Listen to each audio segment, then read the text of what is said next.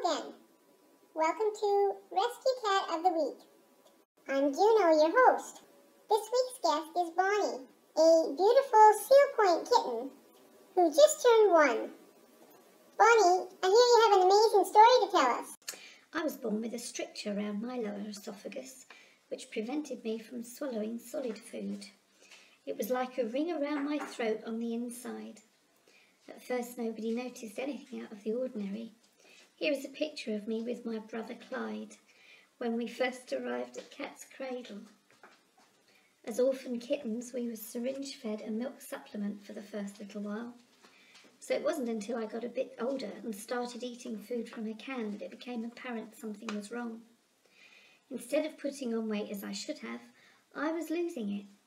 By 11 weeks I only weighed 14 ounces and was probably just days away from starvation. That was when Dr. Liz at Broadmead Vet Clinic took this x-ray and discovered the stricture. See how my esophagus gets really narrow?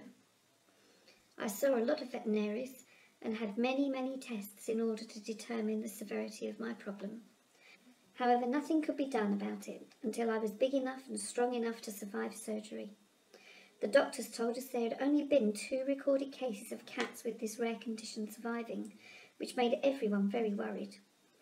So they started me on liquefied food in very small amounts and often. I was eating about 13 times a day. My meals consisted of 2 teaspoons of watered-down kitten food mixed with clinic air, which is a liquid nutritional diet that I loved. As soon as I heard my foster mum get it out of the fridge, I would tear into the kitchen, climb up her legs and try to dive into the container on the kitchen counter. This is how I had to be fed. The idea being that gravity helps keep the food down. Unfortunately, I continued to be sick every day. Sometimes white foam would come out that made me choke. And with every vomiting episode, there was the risk of aspiration and aspiration pneumonia, which would kill me. I lived with that constant risk right up until my operation and even for a few months after that. When I was 6 months old, everyone started preparing for my operation. First they shaved my chest so I could have ultrasounds taken. When the big day arrived, a month later, my foster mum took me to Canada West Veterinary Specialists in Vancouver. Everyone was really nervous, except for me, of course. I trusted Dr. Baxter completely. She's an amazing surgeon. Dr. Baxter was able to fix me up and everything turned out just fine. Here are a few pictures of me right after my surgery. One of my foster mums made me a lovely sweater to wear until my stitches were removed. It was quite comfortable and fashionable, don't you think? After the initial recuperation period, I was ready to take on the world.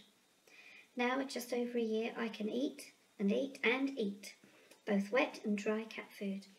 There is no stemming my voracious appetite.